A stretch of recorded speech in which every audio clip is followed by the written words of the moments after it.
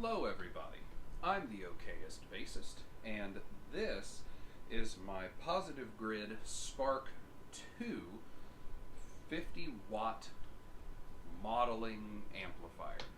It's rated for guitar and for bass. You can watch many videos that have way more information than this is going to, but I just wanted to go over what I have, how I have it set, and my thoughts on it as a whole. This is not like an in-depth deep dive into the amp, so if you're here trying to find out how every knob works, yeah, I'm not that guy. I set it and forget it. So I'm going to see if I can figure out how to put a picture of the controls on the screen somewhere. If I can't figure that out, then it won't be there. But in the event that I can't get it, or even if I can, here's a description. First knob farthest to the left is your preset number. It has a lot of programmable presets that you can do. The next knob is gain. I have that set at noon. The third knob is bass. I have that set at noon. Fourth knob is mid. I have that set at noon. Then there's treble. I have that set at noon. Then there's the master volume, which is set at noon. Then there's the mod, delay, and reverbs. On this, I'm sure you could guess, they're set at noon. However, most of the settings of it are irrelevant on the knobs because once you change a setting in the application, the physical knobs no longer are tracked until you actually move them. The last two knobs are music volume, which is actually set at about 10 o'clock, not 10 as in 100%. Last is guitar, should say bass, and I have that set at noon as well. Above all of the buttons, there's a power button, there's a battery indicator, more on that in a minute, Bluetooth indicator, there's a Wi-Fi indicator used now for updates. If you've ever used the original Spark 40, you had to plug it into a computer and do stuff. I had a very bad experience with that. I ended up having one that after doing an update, it actually ended up bricking the amp. It had no output whatsoever. Had to have it replaced. That was a whole story. Farther over, after it says Spark 2, is the record and dub button, a play stop button, a clear skip forward skip back, as well as a tap tempo. There is a headphone out, and then your input jack. There are also plugs on the back. The plugs on the back are the DC power in. I am now starting from the left. My left, your right. I guess if you're looking at it, it's still going to be your left. Then there's a USB-C, an auxiliary in, and then line outs left, mono, and right, as well as a pair button. So it's got a lot of stuff going on, not near as much as some other systems do. My thing that I really like about this system is what I already mentioned, a battery indicator. I had the Boss Dual Cube. There's a video about that. I enjoyed that one. I would have loved to use that amp. It was very fun. It was simple. It had a cool like backbeat option you could use. But I didn't like that I had to use either disposable AA batteries, or I was always going to have like 2 4-bank chargers to keep all 8 AA batteries charged. And then you run the risk of, if they die, you either use disposables as a backup, or you have to wait until it's recharged. The Spark, the reason I switched from the Dual Cube by Boss to this Positive Grid Spark 2, this one has a proprietary battery, about the size of a small drill battery, that goes in it, and whilst it's plugged in, it keeps that battery passively trickle charged. Love passive, by the way. And then all you do is unplug it and take it. I think they say that it's rated for like 8 hours worth of play. So it's pretty neat that you can have all your effects, you can have your amp settings, you can have everything programmed in here, and then with the line outs, you could go from that into a PA system if you wanted. Everything is here. I literally have only done enough, like I typically do, to set it and forget it. I have a bass tone set on here.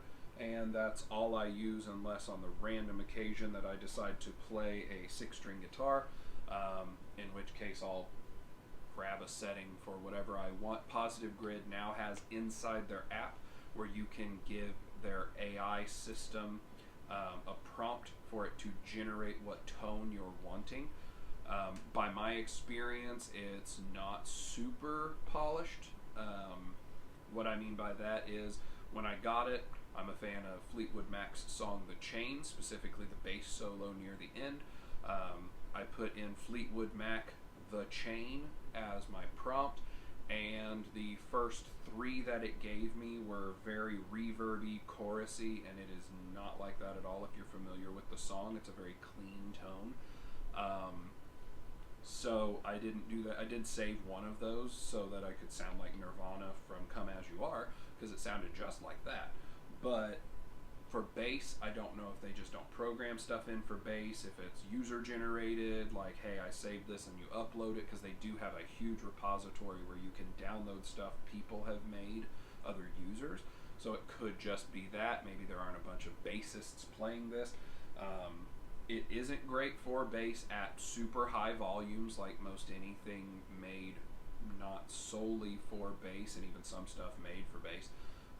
It does have the tendency to buzz or fart out in really high volumes, but it's also made to be a practice amp, not for busking. It's not for doing a live show with a band.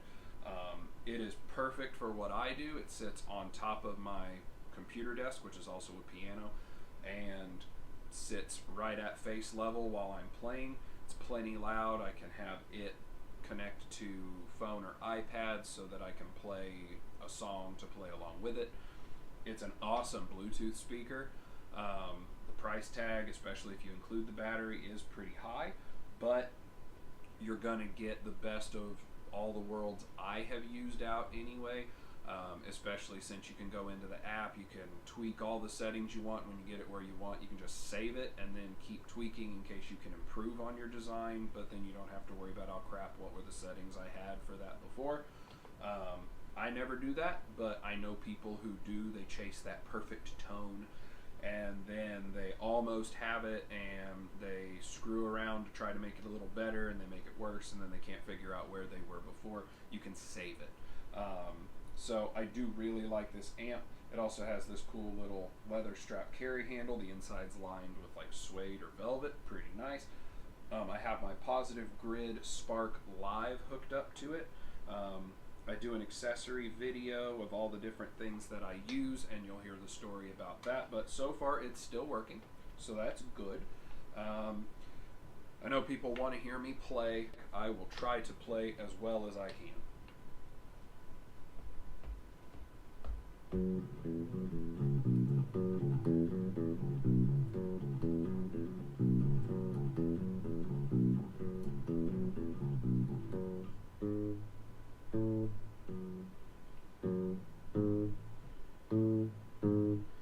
So there's some Billie Jean. Hopefully you can hear that over the microphone. Go with some Toto.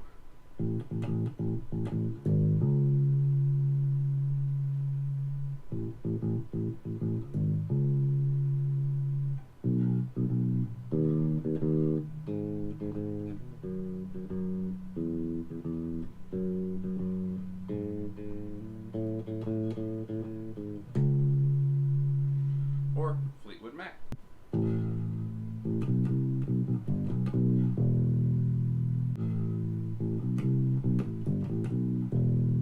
There we go. So there's a little bit, as you can see. I'm not great, but hey, whatever. I do okay. So that is my Spark 2. It is in battery mode right now. There is no difference in output, whether it's plugged in or not. There wouldn't normally be, but hey, it's a thing that I thought of that I can say.